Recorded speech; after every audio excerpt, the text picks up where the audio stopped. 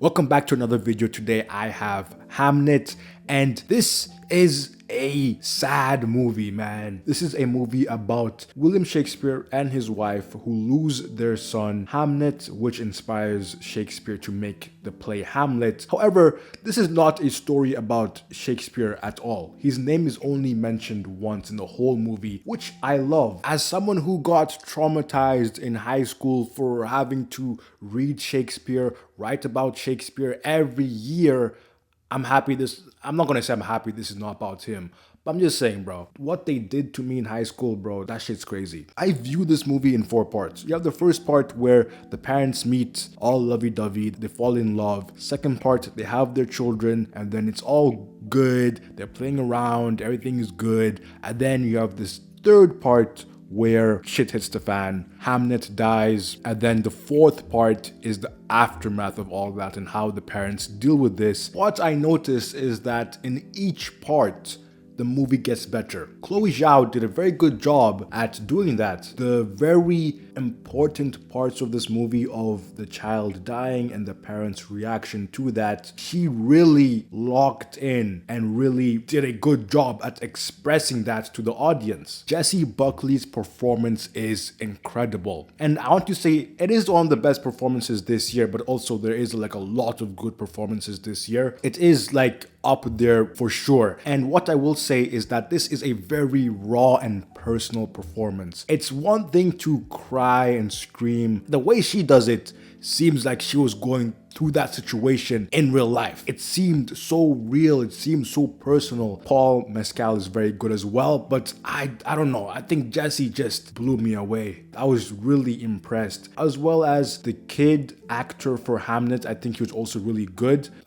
Shout out to him. The final third act and the ending of this movie is incredible. One of the major reasons why it's incredible is because Max Richter creates an amazing score, and yes, he brings back the iconic song On the Nature of Daylight. This song was used in Arrival and it made the ending of Arrival incredible. He brings it back for this movie. This song is a cheat code. I don't care how many times he has to use this in the future. As soon as it started to play, I was like, oh, I know that song. I was just wondering, are they gonna use the full thing or just like the beginning part? But yeah, they used the full thing, and thank God, because that shit slapped. I didn't cry watching this movie. Yes, I might be a psychopath. However, there was 2 times where I almost teared up.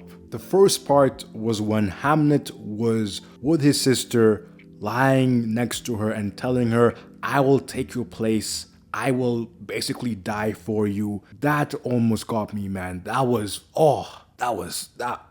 man, that almost got me. The second part is the ending with this song, because this song in itself is already moving and a little bit sad. Plus, I'm watching a sad movie already with Hamnet. Plus, I started to think about Arrival and the ending of that movie. So yeah, I'm low-key surprised I did not tear up because a lot of things were not in my favor. The people who I was watching this with were all like 40 years and above. I'm pretty sure I was the only young person there. Nobody else my age range wants to watch this movie, really? Now, let's go into some little bitty issues I have with this movie. As I said, this movie gets better as it goes on. With that being said, I do think that the first half is not as good as the second half of the movie. When the parents meet up and they fall in love, this feels like they met on a Monday and got married on a Wednesday. That's how quick it felt in terms of them falling in love. I can understand, for the sake of this story progressing, things have to happen quickly, so I don't mind them falling in love really quickly and getting married really quickly. But the one part which I wish was longer is when they have their kids and they're having a good time with them. I'm sorry, but I need that to be longer. Like, I need more scenes like when Shakespeare is with his son and he's saying, will you be brave when I leave to London? Will you be brave? I need more of that. I need more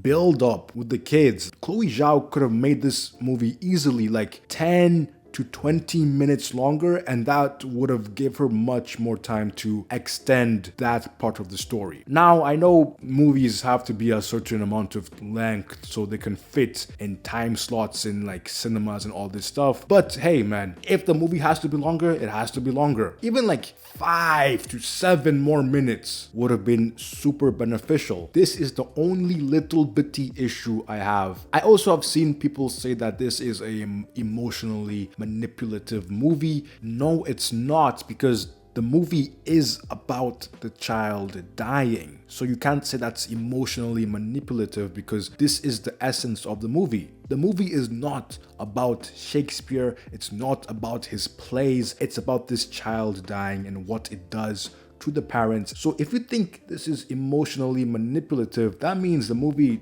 did what it was supposed to do: make you cry. Overall, this is a great, amazing movie, and I gave it a 8 out of 10, and I really enjoyed this. Chloe Zhao does a great job directing. I just want to say, Eternals is a great movie. I don't care. She did a great job in that movie. I know that movie is not popular with Marvel fans. I love that movie. Hamnet is a top 10 movie for me this year. Is it going to stay there? I don't know, because I have to watch Marty Supreme and Avatar, so I don't know.